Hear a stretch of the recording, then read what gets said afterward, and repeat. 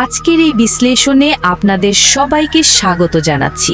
আজ আমরা সরাসরি এমন এক অন্ধকার জগতের গল্পে ঢুকতে যাচ্ছি যা শুনলে রীতিমতো শিউরে উঠতে হয়। একজন সাধারণ রেলওয়ে কুলি, সেখান থেকে কিভাবে সে বাংলাদেশের আন্ডারওয়ার্ল্ডের এক অপ্রতিরোধ্য দানব হয়ে উঠল, গড়ে তুলল নিজের এক ভয়ঙ্কর অপরাধ সাম্রাজ্য। আজ আমরা ধাপে ধাপে সেই লোমহর্ষক সত্যিটাই জানব।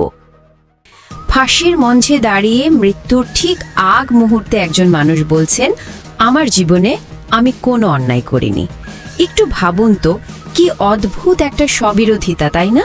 যার বিরুদ্ধে ডজন ডজন নির্মম খুনের অভিযোগ প্রমাণিত, সে কিনা মরার আগে নিজেকে পুরোপুরি নির্দোষ দাবি করছে।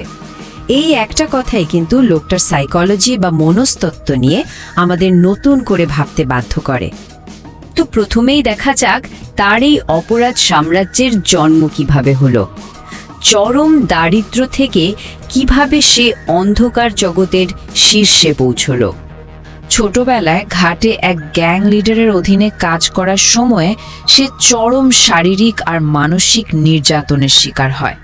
এ ভয়ঙ্কর ট্রমাগুলোই তার ভেতর থেকে সমস্ত মানবিকতা একেবারে মুছে ফেলেছিল, তাকে পরিণত করেছিল এক চরম নিষ্ঠুর অনুভূতিহীন মানুষে, যে কিনা একজন ভয়ঙ্কর চোরা কারবারি আর চাঁদাবাজ, যে নিজের প্রতিদ্বন্দ্বী বা তথ্য ফাঁসকারীদের চোখের পলকে খুন করতে একটুও দ্বিধা করত না। কিভাবে সে আইনের ঊর্ধ্বে এক অপ্রতিরোধ্য শক্তিতে পরিণত হলো।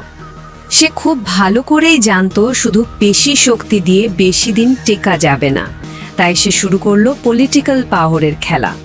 তার আসলে কোনো নির্দিষ্ট আদর্শ ছিল না, মূল টার্গেট ছিল শুধু ক্ষমতা ধরে রাখা। রাজনৈতিক ইতিহাস ঘাটলে দেখা যায় 1982 সালে সে জাতীয় পার্টিতে যোগ দেয়, 90-এর দশকে ক্ষমতার পালা বদলের সাথে সাথে চলে যায় বিএনপিতে, আবার 1996 সালে যোগ দেয় আওয়ামী লীগ, এমনকি সে ওয়ার্ড কাউন্সিলরও নির্বাচিত হয়েছিল। এখানে একটা চমকে যাওয়ার মতো তথ্য দেই, 60,000। হ্যাঁ, এটা শুধু কোনো সাধারণ সংখ্যা না। সে সরকারি জায়গা দখল করে যে বস্তি বানিয়েছিল, সেখানে প্রায় 60,000 নিম্ন আয়ের মানুষ থাকতো। একটু চিন্তা করে দেখুন, এই বিপুল সংখ্যক মানুষ ছিল তার একটা বিশাল সলিড ভোট ব্যাংক। আর ঠিক এই কারণে তৎকালীন প্রভাবশালীদের কাছে সে ছিল এক অপরিহার্য আনটাচেবল পাওয়ার। এবার আমরা ঢুকবো তার সেই ভয়ঙ্কর ডেরায়। বরফ কলের ভেতর তার সেই কুখ্যাত টর্চার সেলের নকশা। ভৈরব নদীর তীরে একটা পুরনো বরফ কল। এই জায়গাটাকে সে একটা ডেথ চেম্বারে পরিণত করেছিল, যার নাম শুনলেই মানুষের রক্ত হিম হয়ে আসতো। তার খুনের ছকটা ছিল ভয়ঙ্কর রকমের নিখুঁত। প্রথমে টার্গেট করা ব্যক্তিকে খুব সুন্দর করে শান্তিপূর্ণ আলোচনার নামে দাওয়াত দিয়ে আনা হতো।